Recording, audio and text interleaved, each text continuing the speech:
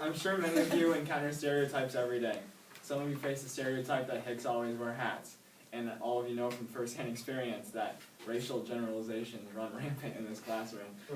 But while stereotypes can have a grain of truth, they often fail to fully describe a person, and they can combine in interesting ways. For example, I'm a drummer, I'm a blonde, and on top of all that, I'm a nerd. At first glance, it wouldn't seem like these three things mix, but today I'll be talking to you about the aspects of each of them and how they fail to fully describe me.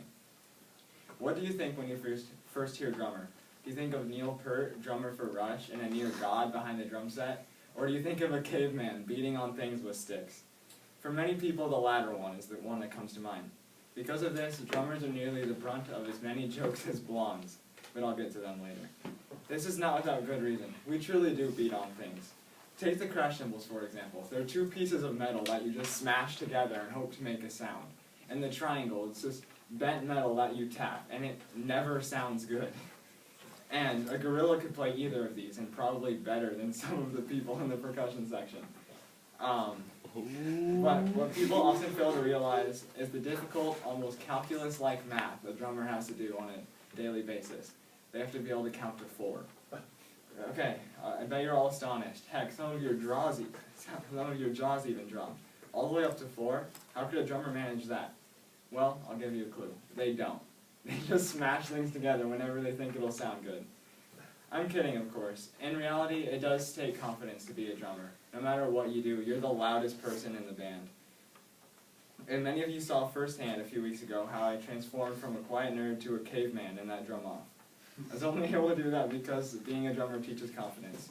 So while drummers may take a beating, without their confidence and counting ability, the band would be just boring. Remember how I said drummers are the blondes of the band? Well, now we'll get to them.